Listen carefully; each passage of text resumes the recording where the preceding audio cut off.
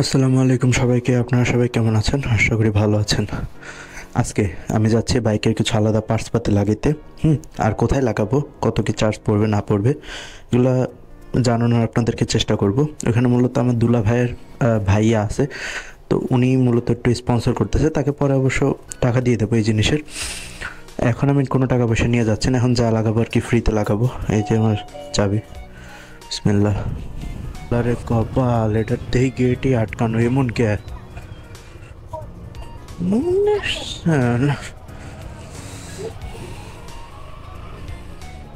আমাদের ঘুরে যাইতে হইব অনেকটা। বেটা, এটা কোনো কথা হলো? এনে বিহারি ক্যাম্পে এই সর্বনাশটা করবে এই কারণে শান্ত মতন একটু হয়তো একটু চালানোও যায় না, কোথাও যাওয়াও যায় না, কোথাও সব জায়গায় একটা মূলা ধরাই দেবে এই জায়গায়। এটা হলো মডেল স্কুল, এখন গভর্নমেন্ট হয়ে গেছে। আমাদের আমলে অবশ্য এরকম গভর্নমেন্ট ছিল না। এটা তো হ্যাপেন্ড হওয়ার কথা না।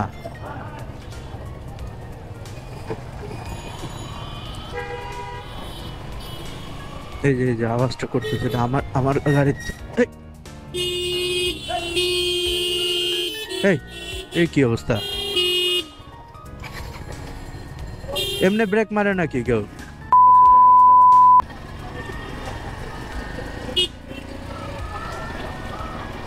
আজব, এটা কোনো কথা? এরকম বড় একটা দাম্বা একটা গাড়িরে দাপ করে এমনি যদি ব্রেক মাইরা দেয়, এটা বাইকারদের কি লেভেলের একটা এফেক্ট পড়ে, ছাগলের বাচ্চা। বাট এটা চালায় যা মজা, যা সুখ, এই সুখটা আসলে আমার মনে হয় না যে মানে নতুন বিয়ে করলে পাওয়া সম্ভব। প্রচুর মজা এই বাইকটা চালায়। এফজেডএস ভার্সন 2 অনেকে গ্যাল দেয়, বাট আই ডোন্ট কেয়ার। মূলত এই আংটাগুলো লাগাইছে, এই যে জিপ টায়ার বদলে এই যে পাইপে যে লাগায় না, এই আংটাগুলো।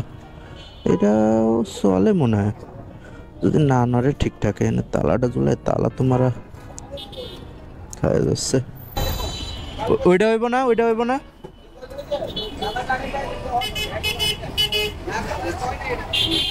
বুঝলাম না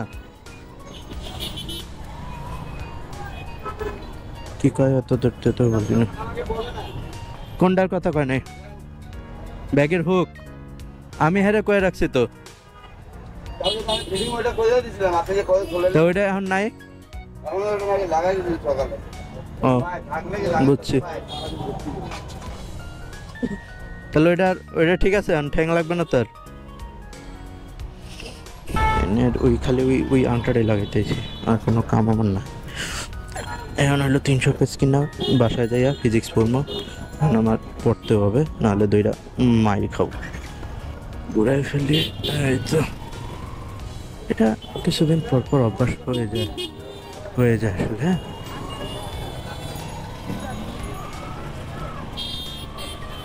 আচ্ছা যাই হোক, তো কাম এখন করার দরকার নেই আমার। মূলত ওই আংটাটাই আসলে চেঞ্জ করানোর জন্য ছিল।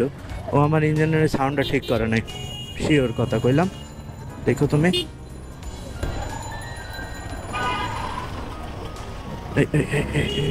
ডাইনে যাবো কিন্তু এই রিক্স নেবো না আমি।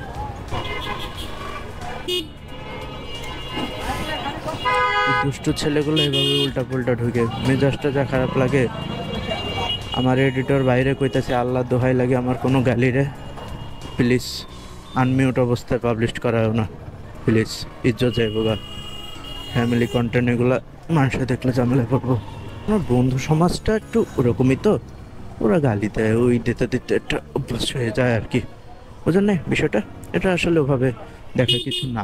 হ্যাঁ, এটা হয় বাড়ি বাড়ি, শহরের মেয়ে ছোটে ছোটে বাদ হতেই रहते हैं। হ্যাঁ, লুকিং গ্লাসও দেখতে হবে ভাই, ঢাকা শহরে চালাই বা লুকিং গ্লাস দেখবা না তুমি, মিয়া মারা খাবার সে।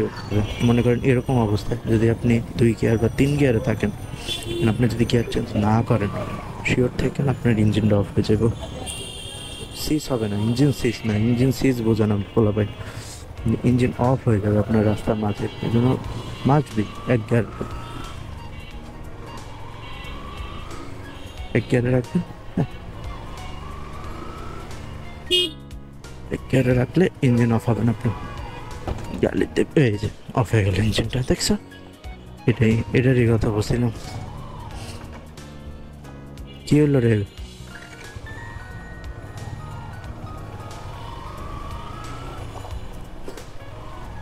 ইঞ্জিনটা অফ হয়েছে দেখছেন?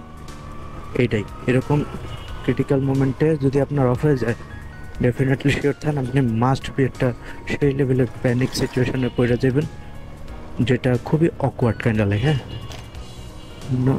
ওই চেষ্টা করবেন গিয়ার বিদ্যুৎ শূন্য চালানোর, না হলে একটু প্রবলেমে পড়বেন আর কি।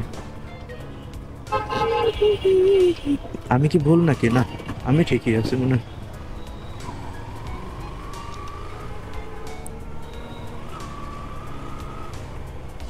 ব্লগিংগুলো কেমন লাগছে একটু লিভ আ কমেন্ট বিলো।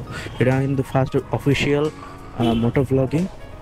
সো একটু ভুল টুল হবে, মা দৃষ্টিতে দেখবেন এবং বেশি বেশি করে